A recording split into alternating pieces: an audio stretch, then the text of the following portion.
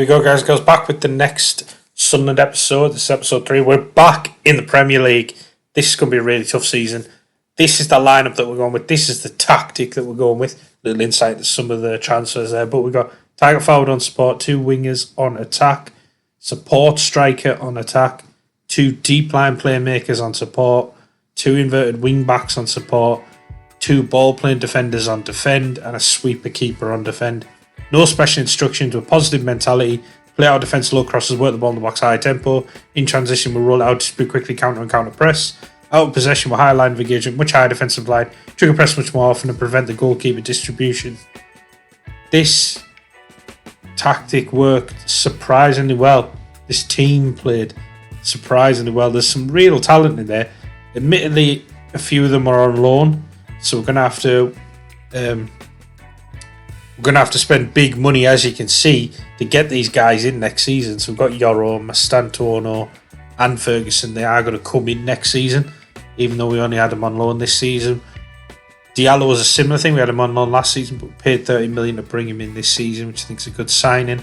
Lestri came in for free. Alanga came in 15 million. Again, I think it's a good signing.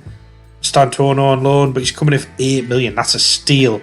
This guy, I think he's going to be fantastic. Ferguson, brilliant play. Spending 68 million on him, it's a lot, but I think he can be a world-class striker, and he performed very, very well for us this season, scoring a lot of goals. And then we also brought Lenny Yoro in on loan, but we're signing him as well. I think it was for 40 million-ish. I can't remember exactly now, but it's still a lot of money. But really, really good players, really strengthening the squad now.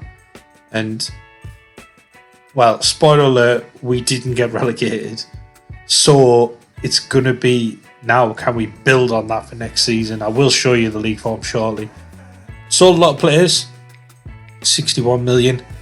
Went out, Patrick Roberts for 14 million, Rusin 2.2 million, Tresantis to Salento, 875 grand, sealed for 4.5 million.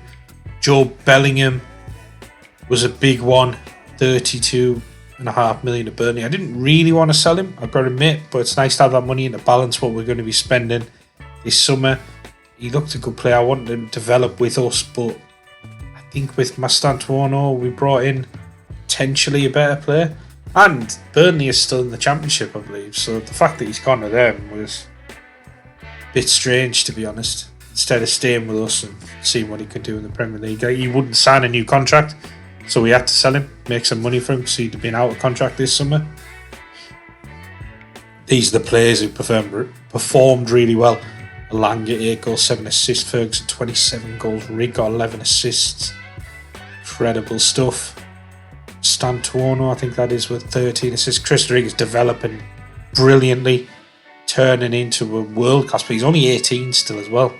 This is the thing as well, this is quite a young team, so these guys are going to get better naturally, and hopefully we can keep adding a few extra kind of good young wonder kids ideally, and this team could go from strength to strength hopefully. So you can see we've got decent sort of ability ratings as well, and then some really good youngsters backing it up. So John Weymouth, I think I'm excited. I think he's going to be a good player. Pretty small, but only 18, could develop. Philip Pearson's another one who could develop. He's down as a striker. I think he's more of an attacking midfielder potentially. So he's 6'5", can offer can offer something a bit different. Matt Fagan looks like a really good defender. It's got some good young players coming in, and that's the thing with Sunderland. They've got a good youth academy, so building on that is going to be important for us. We're looking potentially bringing Savio, maybe Phillips, I'm not sure about him yet, Echeverry, who could be on loan, I think, from Man City, but I think they'll strengthen us really for next season. We haven't got a lot left in the transfer budget, but we can move things around and make that work. Maybe we bring a few of them in on loan. We'll see. Knocked out the Carabao Cup quarter-final by Liverpool, knocked out in the 5th round by Brentford, the FA Cup.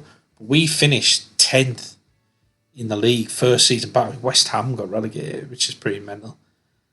But yeah, 10th in the league.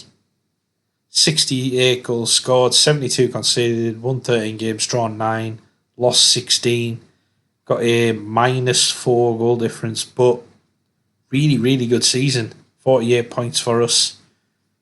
Impressive, actually, first season back. We only finished second, remember, in the championship last year, so we weren't even the best team in the championship. Ferguson's been brilliant for us. Second top goal scorer this season, behind Erling Haaland. The only one really in those top player stats. But, we're not expecting to be the best team. But we're predicted to finish 17th. So the fact that we finished 10th, massively overachieved.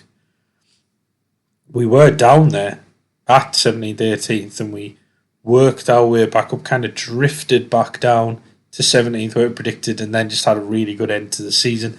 So maybe that leads to not quite having a big enough squad to cope with all those sort of Christmas fixtures and all of that sort of stuff, and the fact that we still went relatively deep into the cups. So that's the thing. Build up on the squad, get some hopefully more wonder kids in, maybe look at the loan market and push on for next season. Thank you for making it all the way to the end of the video, and take care all.